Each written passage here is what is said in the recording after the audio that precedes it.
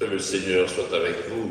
Et avec votre esprit. Évangile de Jésus-Christ selon saint Matthieu. Gloire à toi, Seigneur. Veuillez vous asseoir. En ce temps-là, Jésus disait à ses apôtres, le disciple n'est pas au-dessus de son maître, ni le serviteur au-dessus de son Seigneur. Il suffit que le disciple soit comme son maître et le serviteur comme son Seigneur. Si les gens traitaient de Belzéboul, le maître de maison, ce sera bien pire pour ceux de sa maison. Ne craignez donc pas ces gens-là. Rien n'est voilé qui ne sera dévoilé, rien n'est caché qui ne sera connu. Ce que je vous dis dans les ténèbres, dites-le en pleine lumière.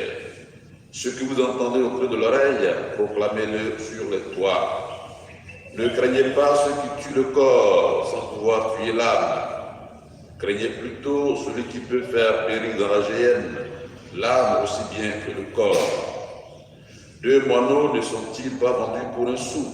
Or, pas un seul ne tombe à terre sans que votre Père le veuille.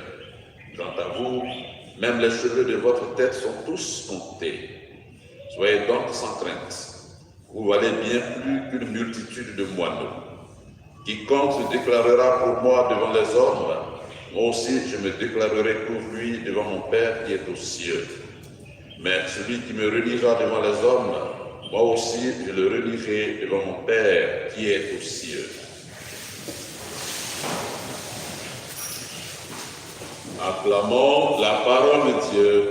Louange à toi, Seigneur Jésus. Veuillez vous asseoir.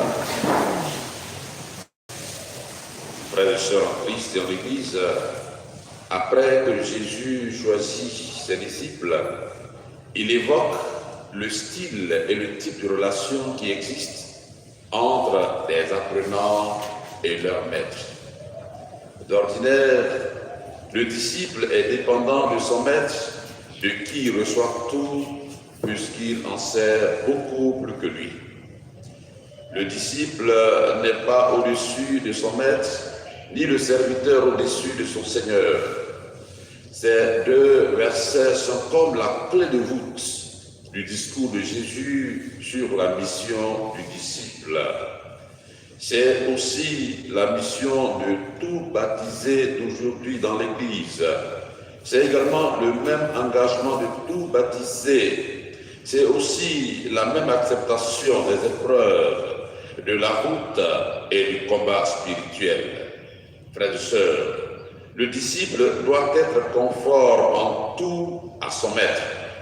La plus grande intimité avec Jésus, c'est de lui ressembler, de l'imiter, d'adopter son mode de vie, ses manières de voir, d'agir et d'aimer.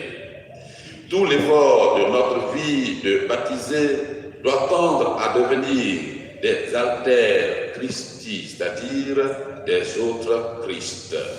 C'est pourquoi Jésus suggère aux disciples d'être résolus pour suivre la mission qui est de dire au grand jour l'Évangile en dépit des moqueries, outrages et autres persécutions d'où qu'ils viendront.